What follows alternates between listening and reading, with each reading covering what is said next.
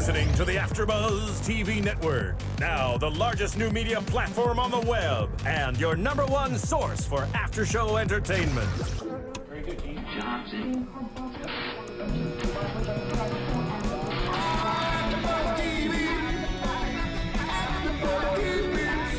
The AfterBuzz Studios in Los Angeles, California. Presented by Maria Menounos and streaming live thanks to Akamai Technologies. This is AfterBuzz TV's Dallas Aftershow.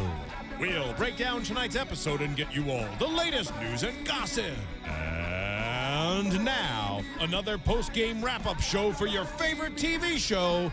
It's AfterBuzz TV's Dallas Aftershow. There it is. There it is. Welcome back, you guys. It's another live after show for Dallas, Season 3, Episode 2. Trust me, I'm your host, AJ Gibson, coming to you from the AfterBuzz Studios in Hollywood, California, joined by my lovely co-host, Dorinda Barker. Hi, guys. The only one left. Kelly bailed on us tonight. It's just us. Oh, she's working. She is working. You are missed, though, Kelly. She's working, and we'll be working it all night long. Oh, and by the way, did you see that Ryan Carrillo was like, I'm one of the originals? No, you're not. No, You're a long gone, Carrillo. You bailed on us 2 seasons ago. Exactly. Yes, we're the diehards. And I'm confused by that. To be honest, I really don't understand how every single host at AfterBuzz doesn't want to be on the show. I don't understand why the show doesn't get 20 million viewers an episode. It's the best show on TV. Like, first of all, you guys don't know that we watch it together. Yeah. And that's the beauty of watching it together. They should tape that. Yes, that should be the show.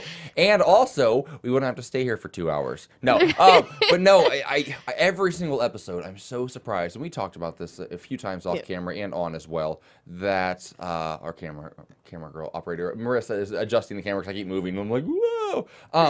No, we talked about how will the show carry on after Larry Hagman. And it made sense the second half of last season that they could do it because he was written into the storyline and it was his legacy, his final farewell. But these first couple of episodes, it's so wild to me that they've been able to. It looked like things were so wrapped up, nice and tidy at the end of season 2, and they've just blown everything out of the water in season 3. I just can't. I mean, we're gonna go into everything, and I just can't. At the end of the episode, we were like, I just can't believe how and we said it as we were walking into the studio. I thought maybe they weren't going to be able to do it, without JR, and because he is the best villain of all time. He sure is. Well, what they're doing is allowing the other characters to really shine, and Josh Henderson as John Ross, JR's son, has really stepped it up, I think, and he's becoming quite the villain. Yes, he's likable, and you can hate him at the same time, which is what was so great with JR. Exactly. I was just gonna say, pointing that out, he has that what is the word? Cad. Yeah, Cad is the word. I don't know what cad means. I guess a cavalier. Okay, yeah, okay. He's got a charisma about him that's just it translates very well, and it's perfect for the show. And I think in a similar way to what Larry Hagman probably experienced those first couple of seasons, because Larry Hagman, that first season, the show wasn't really about him. It was Bobby. It was Bobby's show essentially. Yeah. And Larry Hagman kind of stole his thunder, and it became his show. And this show very quickly is becoming Josh Henderson's show, which I love. I like it. And he's stepping into huge shoes. Iconic shoes. Yes. And bravo to you, because once again, you have come a long way from the jerk theory, honey. Because I looked it up. I couldn't think of it. It's called the jerk theory. And you have come and just even his mannerisms and the way he walks. Like, even the way he walks with such a swagger. Yeah, I think, I will say, I think that he's got a little extra pep in his step, a little extra swagger, because he is, I will say this, and it's not a secret, but he's dating a good friend of mine, Andrea Belke from Survivor. Hello, Andrea, if you're watching. And she's going to work on getting Josh in here, hopefully one of these days, if he's in LA, make it happen. And Andrea's going to come in as well, because she appeared on tonight's episode. So now she's a Dallas veteran now. So, big episode. Starts off with Sue Ellen. She asks Bum to follow John Ross because she's afraid that he's doing the same things that JR did. She said, I spent 40 years getting cheated on. I don't want this for John Ross. You know, it took JR all these years to come to the realization that, look, I was kind of an ass, especially in regards to Sue Ellen, and she does not want her son to go down that path. So she reaches out to Bum, and I love the character of Bum. I love him more towards the end of the episode. We'll talk about that. But I just love that, one, she loves him enough to do what's right for him, as opposed to just kind of letting him self-destruct. You know, she's a mother. She's a true mother. Exactly. And what is it, as mothers say, I'd rather be hated because I did the right thing than be loved because I did the wrong thing. It's really easy to kind of let your kids just kind of choose their own path and not still guide them after, you know, they're 18 or whatever and they move out of the house. But he hasn't moved out of the house. They all still live in the same damn place. South Fork. Ugh, the place has got to be crowded. And how do they complain they don't have money if they're all still living together? I know. The second thing I loved about the scene was I got a wish. One of my wishes, a couple of my wishes came true tonight. Multiple wishes came true. Sue Ellen's back on the booze. She's drinking. I mean, that's terrible. I don't condone alcoholism, obviously. But Sue Ellen, the character, is so much more fun when she's tipping back some bourbon. Once again, we do not condone people drinking and, like, you know, getting off the program. But you heard Cheers tonight. Yes, I mean, we were so thrilled to see that happen. It's so awful. It is terrible. But her character, because first of all, Sue Ellen's character, even in the new series compared to into the reboot from Old Dallas, is so much stronger anyway. Yes. As a character and as her and her acting. I mean, not to say that her acting was bad, but this is just... Oh, no, it was shit in the 80s. Yeah, I mean it's so poppery. Well, they all were, though. That was the style back then, and the writing was very different back then as well. Yeah, and she's just so good. And even her gonna go down this road, and they started it early this season. So going down this road, I guess they're keeping it going from last season, because they never really approached her about it. Even at the funeral when she said, well, I'm drunk right now. That was a good one. And everybody's like... Like, okay. Hands off. We're not going to talk about this now. But I just think when she was talking to Bum and Bum gets out of the car and then she takes that swig, even when she took the swig and just she shook. Well, it didn't look like, you remember last season, every time she'd take a swig, it looked like she was really fighting with herself to not take the swig. And this time she was just, No, she enjoyed it. Like, you could see the love of the booze when it hit her lips. And that was like a whole different Well, it makes sense. She's still struggling with the loss of JR. For all the good and the bad that their relationship was over the years, she always had JR. He was always there. He was a constant, whether he was by her side or they were like this, there was always JR in her life. And so now I feel like she might be at a place where she's like, who am I without this part of my life? And the booze, maybe. In 40 years, she said it. 40 years this man did this to me. Yeah. But she had that man for 40 years, no matter whether that man is good or whether that man is we don't condone the boozing or the cheating. However, it makes for fantastic television. Exactly. And Dallas would not be Dallas without it. Next up, we see that Ryland is back home, which is interesting. We know he got out of jail last episode, but he's not the only one who's at home. Emma's there too. Why is she there? Emma, what are you doing? Do you live at South Fork or do you live there? Yeah, and why would you come to the house? Yeah. Like, I thought you're done. That's what I didn't understand. They got everything they needed out of the house. Why would she come back to the house? They never really explained why she was there. However, if Judith is in an insane asylum and Harris is in prison, why wouldn't she stay there? Well, I would. Yeah, I mean, it's a quiet house. Yeah. There's not 20 people living there. Yeah. Like South Fork. Exactly. He messes with her head a lot, though, I noticed this episode. He's still kind of toying with her, and she seems strong and whatever. We all know she's really not. She's popping pills. She's sleeping with a married man. She's doing all kinds of questionable things. But he still has some control over her, kind of.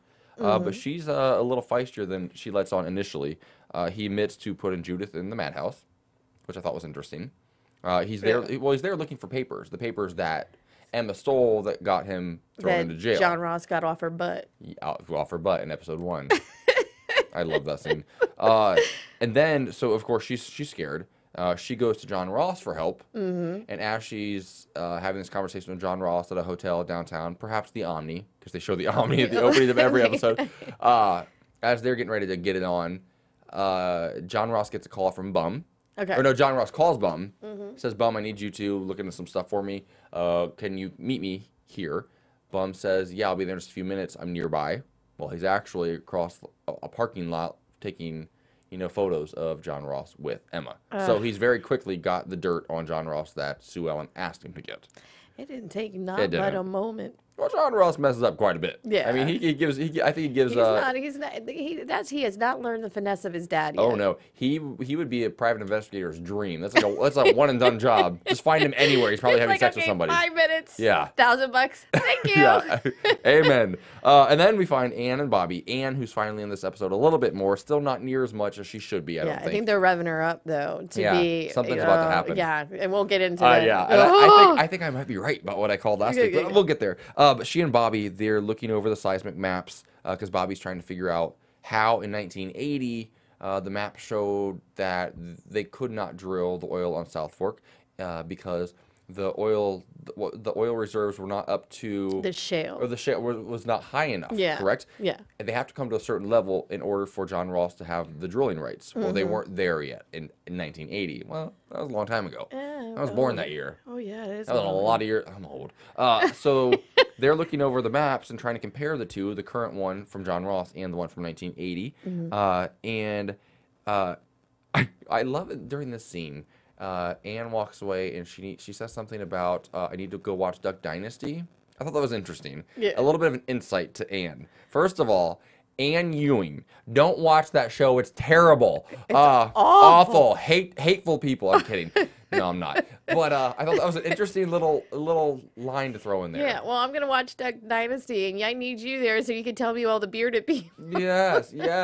I'm like, That was a weird, why would you say that, Anne? I There's so know. many other better reality shows Yes. that are awful, too, to be watching. But anyway, that's... other reality shows where they don't hate homos and black people. But then Bobby calls in a favor. He calls Ellis, the U.S. attorney, about Ryland, correct? Yes. That doesn't really go so well for him. No. He says, basically, stop digging. Stop. Just stop pushing the issue. Stop. And we're thinking, oh, God, Ryland's bought him off now, too. Yeah, that's what I thought. So I it was like, seems why like- is everybody just telling them to... I just found that weird. Well, we find out later. Yeah.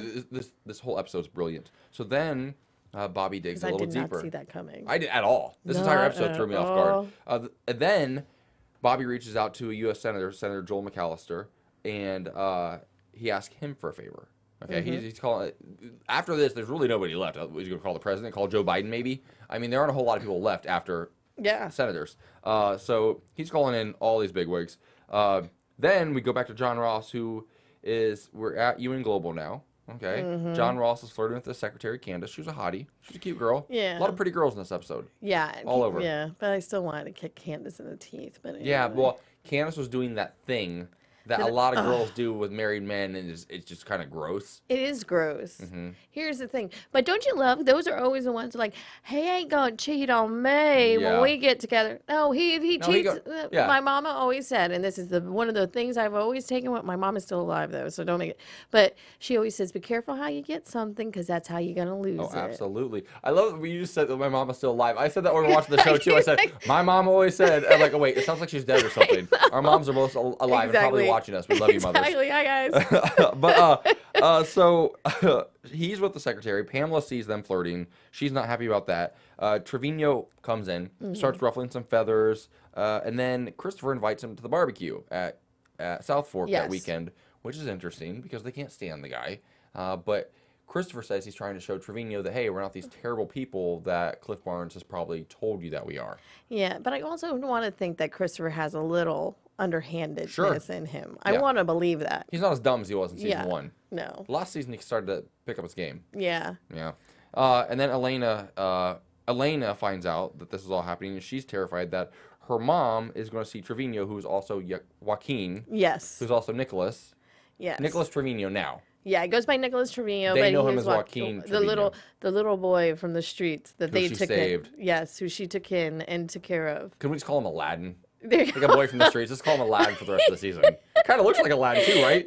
He could play Aladdin. I just thought, I'm brilliant. He's hot, but he could play a hot Aladdin. Aladdin is hot. Like in a strip show. Yes. Okay, we're getting off subject. We just went there. Yeah, we did. Some So of our now- fans are now tweeting us like, "How dare you?" Yeah. Moving forward, John Ross visits the seismic the seismic guy is what I wrote down. Whatever, the dude who figures out the maps. Yeah, that for guy is South Park. awesome. He's been in a lot of stuff. Is he really? Really?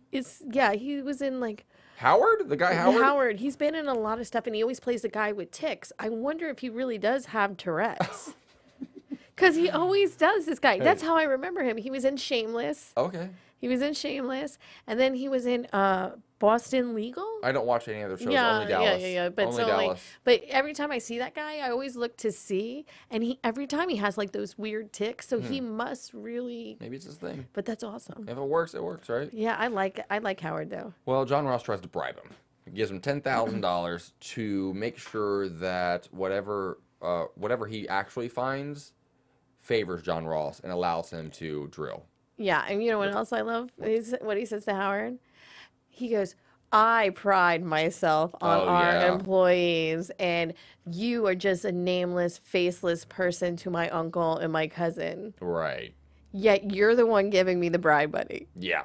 I mean, that's just classic. That's classic John Ross Yeah. JR territory. Exactly. And then we get home, and Pamela is waiting by the pool with a glass of wine. She doesn't look very happy. She's been planning the wedding by herself. John Ross forgot they had a meeting or something, and she's not having it. And then she goes in on this whole Candace thing. She's like, "I saw you at the office today with Candace." And I love what she said to him. She warns him that if he steps out on her, that God's wrath will be the least of his worries. I love that. First of all, I love that Pamela, because that Pamela is no joke, and I knew that was still in her. I do. Like, Well, because she's bring been it like on. she was like Sweet Pamela a lot last season. And Yeah. I like the murderous, bloodied up Pamela from the first season. I want a little bit of both. Yeah. Because you know what? That is an amazing Pamela. Well, because here's the thing. They haven't touched on this really yet this season. No. They mentioned it in the first episode, but I mean, she just lost 2 babies last season. Yeah. She's still messed up in the head. That has to come back up at some point. She's going to be on the verge. If she finds out that John Ross is now stepping out on her and doing things just like his daddy did all those years, she's going to flip. And I look forward to seeing that. Yeah. And that's, I think, Sue Ellen's going to step in somewhere. Uh-huh. She's definitely going to step in somewhere because she's got her eye way too focused on that. Well, I feel like... And she wants to protect her. I feel like Sue Ellen might, kind of side with Pamela. Oh, yeah. Because she sees her going through the same things, that she doesn't want her to get stuck in the same trap that she was in for so many years. Yeah, and I think she sees herself in her. Absolutely. And I can see that. Yes. I definitely, because I think that's what they're playing those two to be. Yes. And then the Dallas Gods gave us another new character. Finally, she's back. She was in episode 1 briefly. Annalyn McCord. She is so perfect for the show. It makes me sick. I love her. I love her as brunette. And she looks great. She looks so good. She looks so good. She looks better than I've seen in Well, years. sometimes she can look a little skinny. Yeah. And I think that she looks healthy skinny now, if that makes Yeah, sense. She looks hot. She plays Heather. Is that the character? Heather is the name of the character. She's feisty. And she, Christopher they're kind of setting up something here. Yeah. She comes like storming up to Christopher, yelling that, by doing this and that and whatever, you're going to take away jobs. If you guys drill in South Africa, you're going to take away jobs. We're not going to have as much land. They're going to be able to have as many cattle, blah, blah, blah. And he just lets her rant. And then he tells her she's cute when she's angry. And he's like, don't worry about it. I've got it under control. And then he invites her to the barbecue. Yes. Okay. South Fork is known for their barbecues and their weddings. Yes. I just want to go to one. Yes, and I want to see a pool fight. Yes, it hasn't happened Somebody yet. needs to get thrown into the pool, and I want to be there when they have the bad country band and two-step. Well, and they that's two-stepped this episode. Yes, they which did. was kind of cool. A nice throwback. And we keep seeing the teaser for an upcoming episode when Sue Ellen says, "Do you know about my cousin or my sister, whatever her name was?" She goes, she ended up face down in the swimming pool. She did. That's where she died. Yeah. Yeah. With the yeah. So I look forward to those types of episodes because they're in the future. Oh yeah. I just love seeing the pool and the yellow and white. Because it's awnings. classic. Yeah. It's so. This is what we'll talk about this we'll find a minute or two in every episode, and we'll always bring it back to the original. They do a great job of bringing it back and keeping it. The classic. nostalgia on the show is so fantastic, but it's also so modern. And I can't think of another show where they've come back after this many years and had the same set, like the same exterior at least. It's actually South Fork. It's the same place. It's so cool. It's so awesome. I mean, even just we always will talk. Even the way what you said when you hear the music, I get my heart. It's just It reminds me of my childhood. My mom used to watch Dallas religiously, and I remember that I didn't really understand, but I would watch with her when I was a kid. We had one TV, you know, I had nothing else to do, and that song would come on, and it's so iconic. And just the intro, this season, I think, is the best they've had yet. Yes. It looks a little bit, it's a little bit of a throwback. Just like the filter I think they use on the camera shots make it look a little bit old school. It's so paying homage to the classic, and they do. I just love it. Everything that they like. That's why 90210 did not, because they didn't really pay homage to the old 90210. Yeah. But what these guys are doing, what the writers are doing, and the producers, everybody, it's just amazing. Yeah. And just watching like the barbecue, bringing it back to the barbecue. Even the yellow and the white with the decorations. You know why 90210 didn't work? Why? They never brought back on Andrea Zuckerman. What are you guys thinking? Who doesn't ask? And she would have. She's like 70 by now, by the way. She would have gone. Yeah, she would. Of course. Well, I mean, with her ex-husband Jesse. Yes, yeah. So, and now we find Elena. She goes and talks to her mom about Joaquin. The mom seems. I wrote a question mark. Is she going to be more loyal to her family moving forward, or the Ewings? Because I think that her mom kind of views the Ewings as her family. So it's going to be interesting to see. Because she's a very religious woman. Yes. She wears a cross every episode. She talks about God and praying and the dark side and the light side and all of those things. I think the simple answer would be, oh, she'll stand by her family. She's very loyal to her family. Yeah. However, I don't know if that's the simple answer. I think from a religious perspective, she's looking, well, if my family's doing wrong, I'm going to stay on the side of the right. Yeah. And I think for her right now, that's the Ewings. She doesn't know the whole backstory. She doesn't know all the stuff that JR did. Yeah, she doesn't know. And once again, I think we're going to find my prediction from last week. I'm sticking with it. I'm going to stick with it all season. Is Cliff Barnes is still playing all of that. I think it is what it is. I don't think that. I think it's the Ewings. I don't think it's them. But is Elena going to tell her? Is Elena going to tell her truth? Yeah. Not the Ewings, because we don't know right now. There are a lot of truths right now. There are a lot of truths, but which one really is the truth? And her mother, Carmen, this episode, she was great. She was, I loved her. Finally, she got some good lines. Yes, and I hope they're going to give her more of a storyline, because she was no joke. Yeah, for sure. For sure. I'm a fan of hers. The light and the dark. I love that. Then we head back to Ryland. I thought it was interesting that while he was in his office, he had a pic of Anne with Emma on. Did you catch that? Yes. On the bookshelf? Why does he have a pic of Anne? Because he's still in love with her. Who called it? We did. Yes, yeah. He has something for her still. She's a hottie. She's going to get some play in this season. I can't wait. And then he says, then all of a sudden we hear this thud coming through the house. He grabs his gun. I would too, because it was kind of scary. Yeah, it was totally scary. In walks Judith. Oh, she's back. Okay. I about jumped out of my seat because we said we saw in the opening credits, we saw her name, so we knew she was coming back at some point. But we said this last week. I'm like, she better be back. She's so phenomenal on this show. Her hair looked great, by the way. And then she looks at him. She goes, "Let's not shoot mommy on her first day home."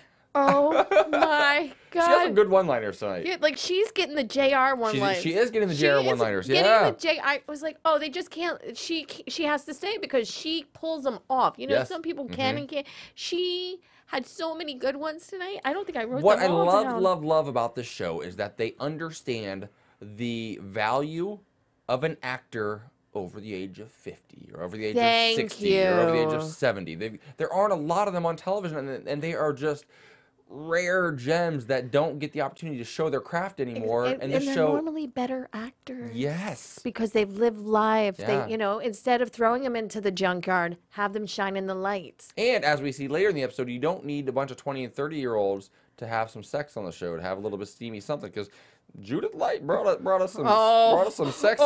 That was okay. We're not going there yet. But she does know about the cartel. Yeah. Somehow she knows what's going on. Emma's the one who got her out of the madhouse.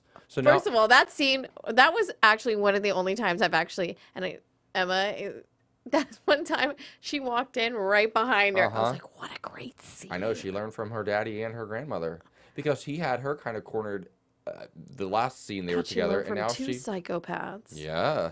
And then he says he tries to threaten her and say that she doesn't know who she's dealing with. This Mexican cartel. Yeah. She says, "I made my bones meeting with psychopaths and criminals while you were still playing with your easy bake oven." That was awesome. First of all, the thought of Harris Ryland playing with an easy bake oven is just, I can't wrap my brain around that one. So much right there. At least we believed she really wanted a girl. Yeah, so, yeah, right?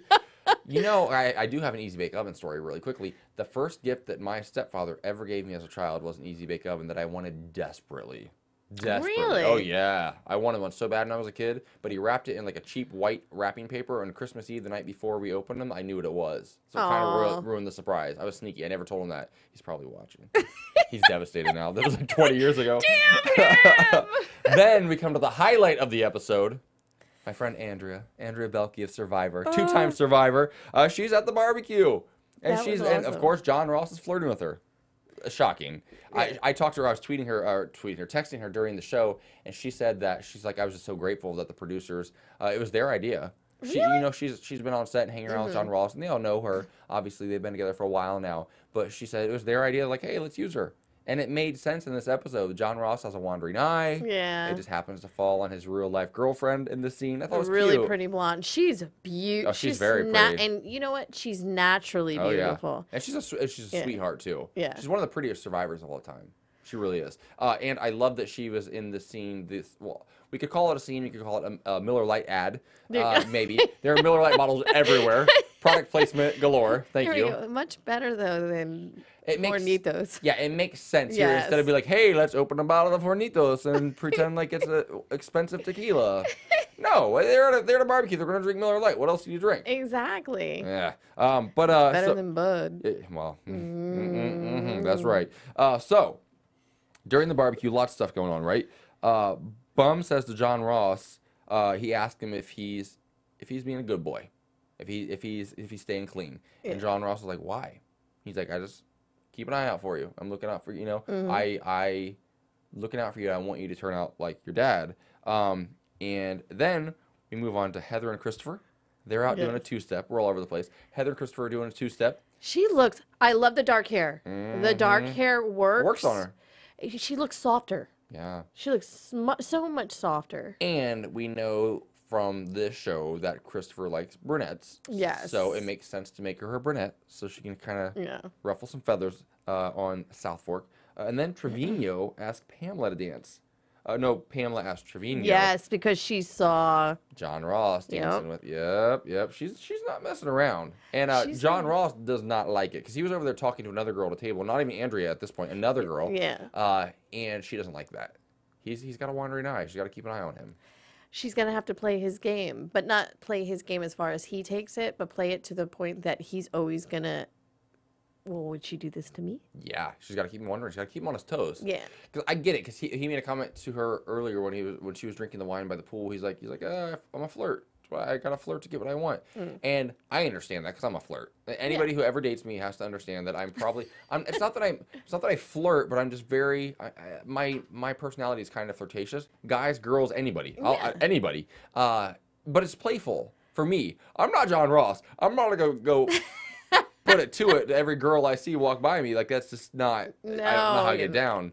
Like I don't know. It's almost like he's got a heat-sensing missile. He's a scoundrel. Yes. He's a scoundrel. Oh, I love that word. I haven't heard scoundrel. That yet. Somebody's going. Our fans are going to start tweeting us #scoundrel. John Ross is a scoundrel. And then we found out. We go to Bobby, out on South Fork. Howard comes up to him, gives him the $10,000 that John Ross tried to bribe him with, and says, "Look. John Ross tried to bribe me. I don't feel right. I was afraid to tell you sooner because I thought you might fire me." And Bobby says, well, it wouldn't be John Ross if he didn't try to bribe you. I want you to keep that money. Thank you for being honest with me, which I thought was really cool. Yeah. So then we're thinking that, Howard's going to find out. I think that Bobby is genuinely just being a nice guy when he does this. But Bobby's really good at also having ulterior motives and not looking like a bad guy ever. Yes. Yeah. And here's the other thing. what John Ross never understands is his uncle is always a step ahead. Always. Because his brother was JR, and he's no JR yet. At all. Yeah, and he's always going to be a step ahead. Bobby just does it in a way that he's just likable. Yeah. You know, I always liked the guy. I would love him to be my dad or my uncle or Oh, yeah. And the way he gave him the $10,000 was more of like, well, thank you for telling me this. Well, yeah, because it's like... I'd be happy if it went my way. Because when John Ross did it, he was like, he's trying to explain, this is what you mean to us, and they think you're this. And anytime somebody's trying to tell you how you should feel about other people around you or trying to tell you how to react to other situations, they're manipulating you. Oh, and Bobby was very coy about it, very subtle, and still manipulative, but in a different way. Yeah, because Bobby still, even when he said, well, why would you think we fire you? Like, why would you think all of this? In just the way Howard was when Bobby gave him the money, and he had like a pep in his step. And even when he said, well, it's going to be close, you could tell like he was getting nervous because he kind of wanted it to go Bobby's way. But he was honest the whole time. Yeah, when he took the money from John Ross, he looked defeated and he looked like he was cornered. When he took the money from Bobby, he looked like he was grateful and excited to think of all the things he could do with the money. Yes. There was like a whole different... Yeah. Isn't that funny? You get the same thing but given to in two different ways. Absolutely. How differently it can go. It's all in the approach. Yeah. It's just amazing how... God, Bobby's so good. Bobby is so good. He's just so good. We love you, Bobby. We should get him on the show. Can you imagine having Patrick Duffy in here? I would love to have it. And I have to tell you, when we saw him at the Paley Fest, Kelly and I, he's so good. He's like, he has like that thing about him. And Linda Gray does too, but he was just so jovial and happy. And, you know, it was just so good. And he brought the crowd up, you know, because of everything. It was the funeral episode. And it was a heavy episode. And he just brought the crowd up. And I would love to interview. We should do it. Let's see. How do we get... Let's put that on our wish list. At the top of our wish list, Marissa, this season, Patrick Duffy. We can reach out Linda somehow. Gray. If we could get them both... Ooh! We almost had well, Linda... let's try. Yes, let's make it happen. We almost had Linda Gray season 1. We did. Yeah. We have to know. So let's put our heads together. We have to find this out. Because here's the thing. Here's how it plays out. If we can get Josh Henderson in here, or we can get Julie Gonzalo, or we can get Jesse Metcalf, who all are possible right now. Yeah, we do very have possible. Because we have another guest coming in next week, hopefully. It's almost confirmed. So we can't tell you. We're going to tell you at the end of this episode, but stay tuned for that. If we can get that guest in, that might help us get some of these other guests in. So we're going to have to work that. We'll work it. We'll make it happen. It's going to be fun. It'll be good. This is going to, I feel, for us at AfterBuzz, for our Dallas show, is going to be one of our best. It's absolutely going to be our best. It's going to be our best season. For sure. Then we find that Christopher approaches Trevino, offers him double the money that he's being paid by the Barnes family. Trevino inquires about Elena. That doesn't make Christopher very happy. No. He's obviously still in love with her. But things aren't really going his way with her right now. Even more so than he even realizes. But it's not good for them right now.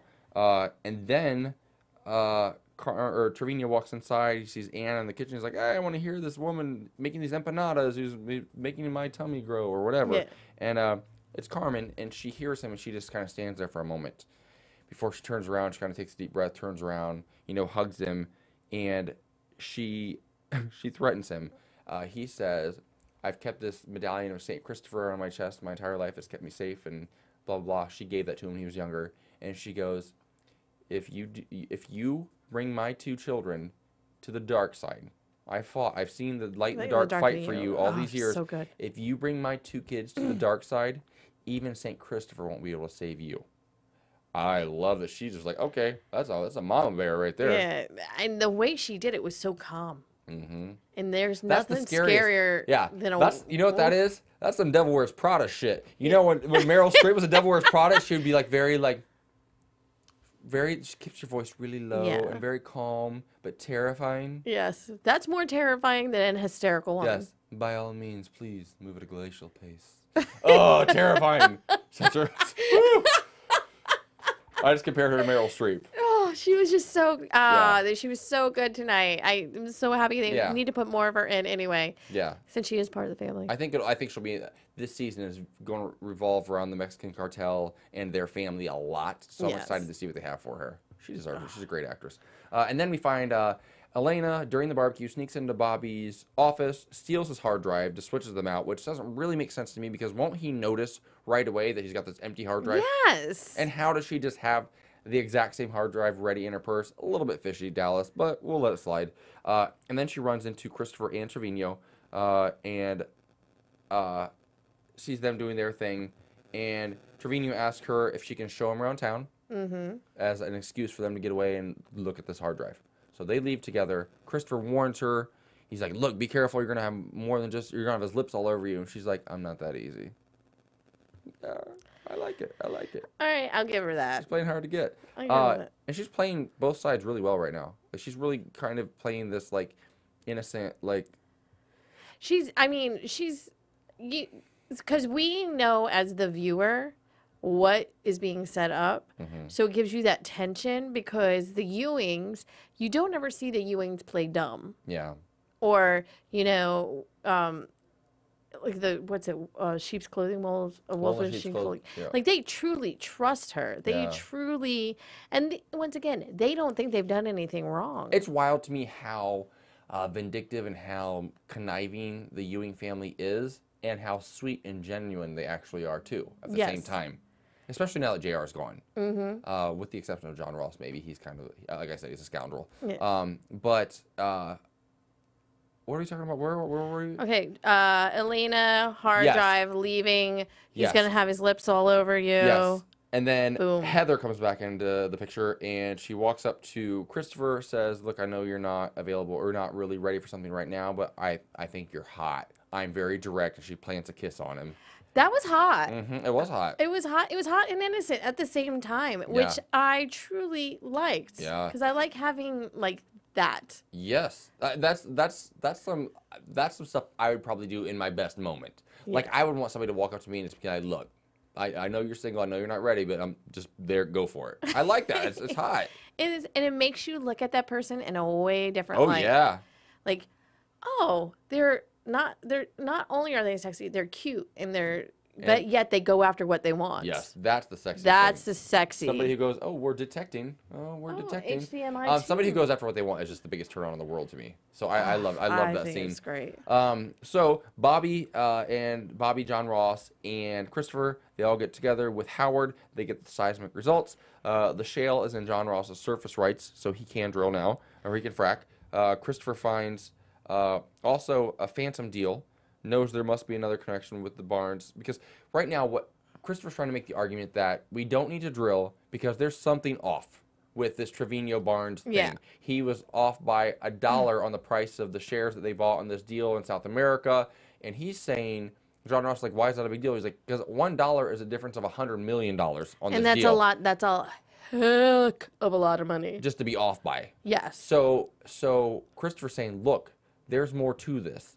There's another connection besides this deal that we need to look into, and that can help us to bring them down.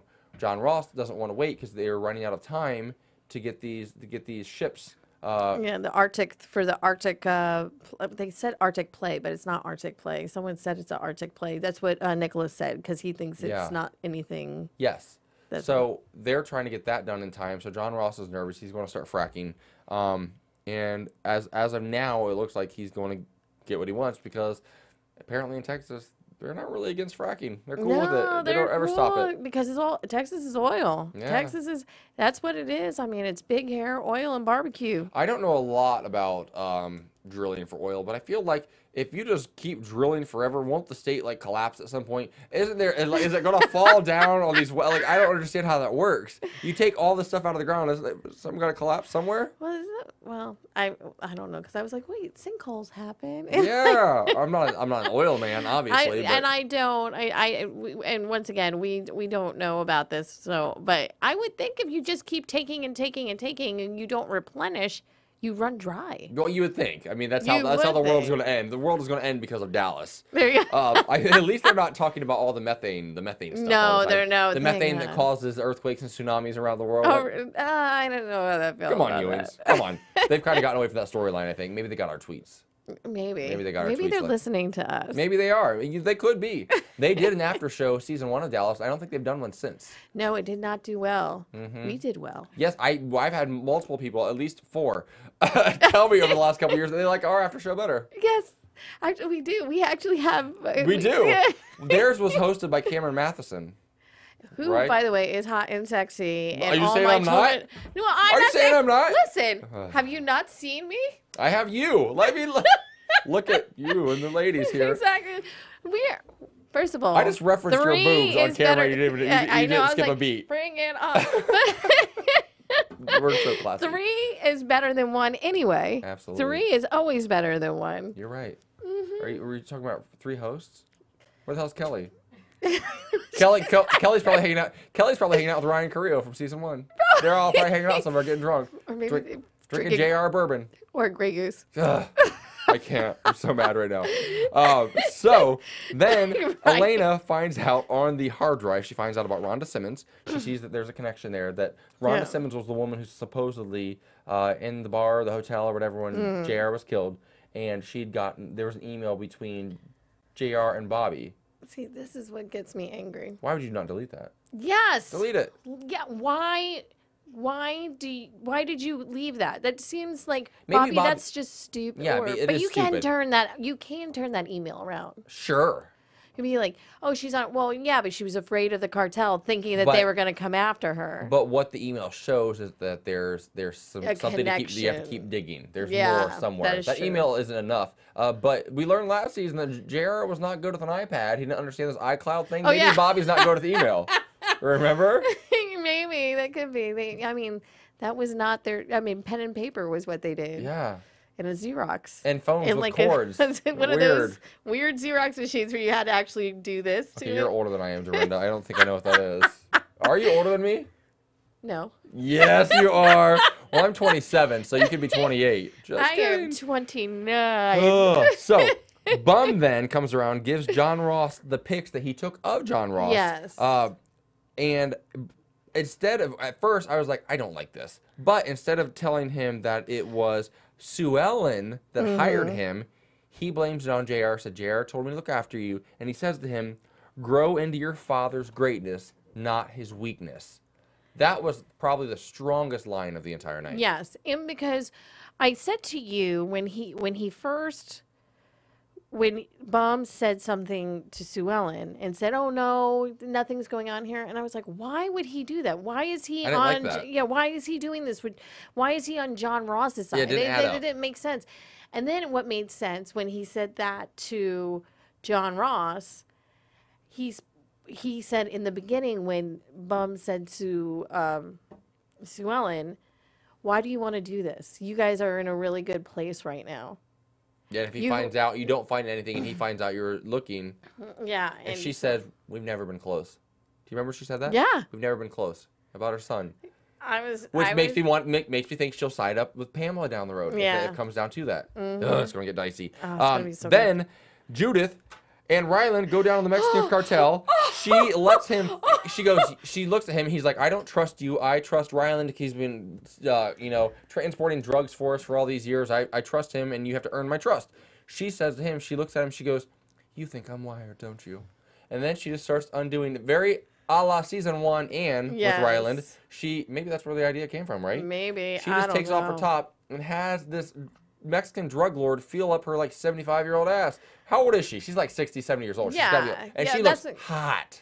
She looks hot. And then on top of it, were you not a little creeped out by the whole thing? I was a little turned on, actually. No, but like a little creeped out and a little turned on because your son is right there. And the look on his face is like, yeah, that's kind of weird.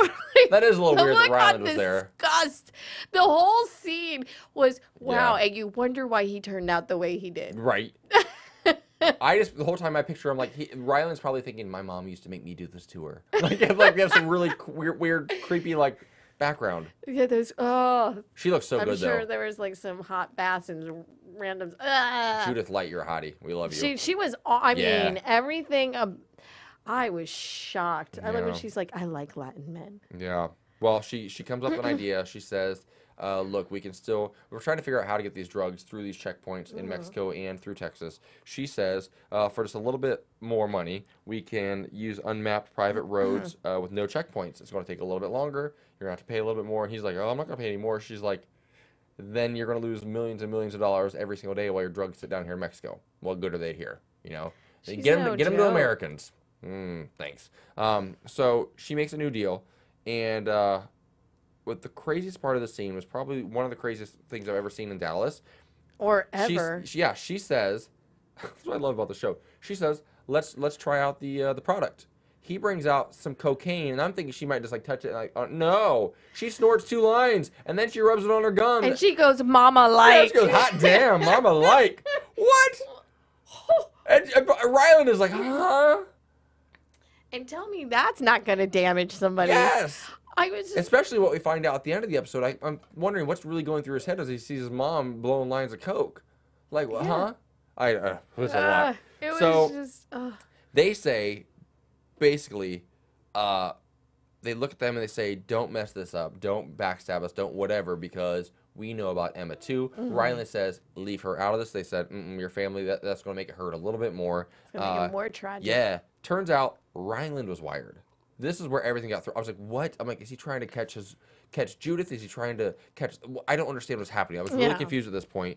And then, all of a sudden, Bobby and Ann are in their car out by South Fork, and they get surrounded by 2 like big black SUVs. They get brought in. A guy has a gun. They get brought to this dark warehouse. There's a guy sitting there. I'm thinking it's Senator McAllister, because they said they got a call from him, right? Yeah, exactly. So he's in on this to some degree. And Bobby and Ann, turns out they're kidnapped by Harris Ryland. And I'm thinking it's just the same old, same old. I'm thinking he's still up to his dirty ways, and that's what they think too. Yeah. Then the shocker of the season, probably the shocker of 3 seasons, turns out that Harris Ryland is working for the CIA. And has been for 4 years. So for the entire duration of this show, he's been working with the CIA trying to bring down this Mexican drug cartel. So, like I predicted last week, I think we all kind of did, maybe Ryland isn't such a bad guy after all. Maybe he has to keep this front up in order to break... Because I said... There will be a reconnection with Ann and Ryland. Yes, I agree. And once after this happened tonight, you're on the right track. I think that she's going to find out that Bobby he knew more about JR's dealings with Elena and her family than he lets on. He's going to look like the bad guy. Ryland's going to look like the savior. And in order to keep their daughter safe, because they showed the picture of Ann and the daughter and Emma in the room earlier, I think they're going to kind of, reconnect. Yeah, and the look on Bobby and Ann's face was just shock. Did I just do predictions without actually saying I was doing predictions? Let's do predictions. There it is. And now, your AfterBuzz TV predictions. I hear it. I think that's how this is going to play out. I think that Ann and Ryland are far from over. No. I think also, in other relationship news, I think that Heather and Christopher are going to get together. And I think at some point it's going to get a lot harder for Elena to continue to try to take down the Ewing family. I think Elena's going to get jealous. I think she's not going to like the fact that Christopher's with another woman. Yes. And her conscience is going to get the better of her. Because right now, I think Elena's kind of a one-dimensional character on the show. She's probably my least favorite character. Not my least favorite actress, just my least favorite character on the show. Right now, yes. I don't like seeing anybody just being mean or just being nice. And right now, she's too focused. It's too easy for her. There has to be some conflict as the season progresses. And I think that's why they brought Heather into the show, to create that conflict, to make Elena think, oh, maybe I do still love Christopher. Maybe he gets Heather pregnant, maybe something happens, and Elena's thinking, I want that to be me. You never know, but there's going to be something going on with that triangle. And it's also, too, I mean, something is going to happen. Something is going to trip up. Something, it doesn't add up for it to be that plain and clear. Yeah. Something does not add up. And I really do.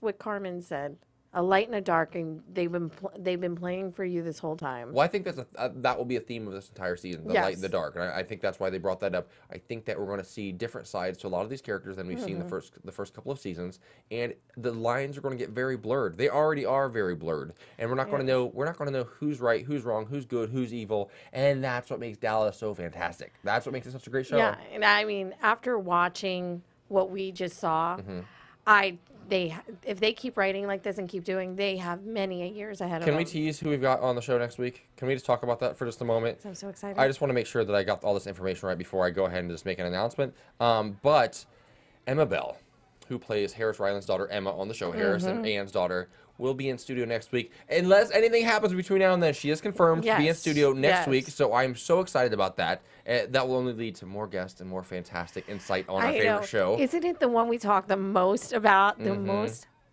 crap about? Is the one but it's going to be awesome because then she's doing her job. Yeah, it's got to be a fun character to play. I can't wait to pick her brain and to find out some behind-the-scenes scoop on Dallas. She's doing the drugs. Yes, she's popping pills. We got to find out, because when she said, I'm not popping pills, lies. No, you're popping something. She's popping something. This show's popping. This is a great show. I loved it. I love you. Thank you for being here again. I love doing this show. Thank you, Marissa, for getting us through another fantastic show. Once again, Marissa's right here. She's the best engineer. With her teeth problems, and she's still here. You have teeth problems? Tell everyone. I've had a Tuesday for a week. There you go. Oh, I'm on medication right now for it. She's got to go get a root canal. I have to get a root canal. There you go. Oh my gosh, who knew? We're connected. Well, while we get our root canals. Twinsies. Yay! You guys, make sure you follow us on Twitter, tweet us. Also, this week, leading up to next week with Emma Bell in studio, why don't you send us some tweets, some questions you want to know, anything you want to know about Dallas or about her role on the show, what it's like to work with such iconic characters. Tweet us, and we will ask her. Where can our viewers follow you on social media, Dorinda? Well, on Twitter, you can follow me at Lula Cherry Films, and on Instagram, you can follow me at Dorinda B1, and the number 1, not the word 1. Awesome. You guys can find me on Instagram and Twitter at _AJ Gibson. My website is ajgibson.tv. Until next week, which is going to be a big one. And make sure you check out his website, for real. Yes. Check out the website. Oh, thank you. I appreciate you. Every time you do it, I'll just say it because it's so good. We love Dallas. We love you guys. See you later. From executive producers Maria Menounos, Kevin Undergaro, Phil Svitek, and the entire AfterBuzz TV staff, we would like to thank you for listening to the AfterBuzz TV network. To watch or listen to other after shows and post comments or questions, be sure to visit AfterBuzzTV.com. I'm Sir Richard Wentworth, and this has been a presentation of AfterBuzz TV. Buzz y'all later. The views expressed herein are those of the hosts only and do not necessarily reflect the views of AfterBuzz TV or its owners or principals.